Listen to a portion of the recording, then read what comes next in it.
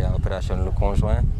Et c'est un atelier qui cherche à un échange entre tous les pays qui sont en tout cas qui sont confrontés au niveau de la sous-région, qui sont confrontés à l'immigration clandestine, irrégulière.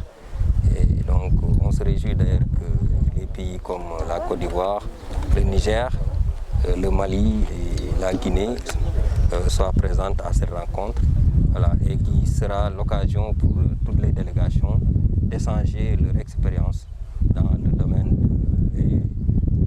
domaine de la lutte contre l'immigration clandestine et la traite des personnes. Et ça, c'est le partenariat opérationnel conjoint a quand même investi 9 millions d'euros pour accompagner le Sénégal dans la lutte contre l'immigration clandestine. Et ça s'est décliné dans la formation de nos personnels en matière de police judiciaire, en matière de lutte contre la fraude documentaire, mais aussi l'appui en matériel logistique, notamment de véhicules et des motos, mais aussi de matériel pour lutter contre la fraude documentaire. Mais le POC de ça n'est pas limité là. En fait, il y a aussi la construction du siège de la DEPAF, de la police de l'air et des frontières, mais aussi des antennes de la DNLT, qui est la division nationale de lutte contre le trafic des migrants, ici au Sénégal. En principe, il y aura pour cette année 4 antennes qui seront construites, notamment à Saly, à Ziguinchor, à Saint-Louis et à Kédougou. Et on espère qu'en 2022, comme ça a été promis, voilà, que le POC construira 2 autres antennes. Et donc, c'est donc un partenariat qui est vraiment bénéfique pour le Sénégal, qui nous permet d'être capacité à lutter efficacement contre la traite des personnes de trafic de migrants.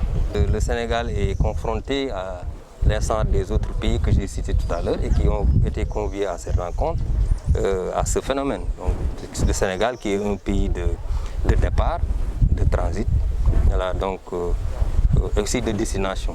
Et je pense que toutes les conditions en tout cas sont actuellement réunies pour lutter efficacement contre ce phénomène avec l'appui de nos partenaires techniques et financiers, notamment le partenariat opérationnel conjoint mis en œuvre par l'Union européenne.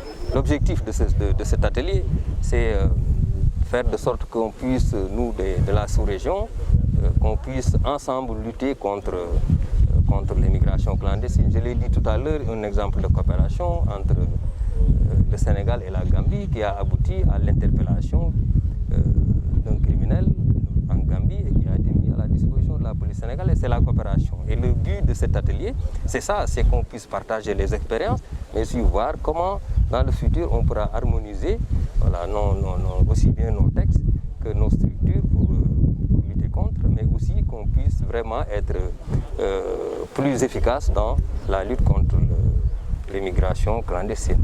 Le Sénégal a mis en place une division nationale de lutte contre le trafic. C'est une avancée très importante et qui montre la volonté des autorités à lutter contre ce phénomène. Aucune mission de police ne peut être réussie si toutes les populations n'adhèrent pas et ne coopèrent pas. Actuellement, il y a plus d'une centaine qui sont actuellement détenus et qui sont poursuivis par la justice. Je pense que la justice a toujours joué son rôle quand il s'est agi d'incarcérer ces trafiquants et de les condamner.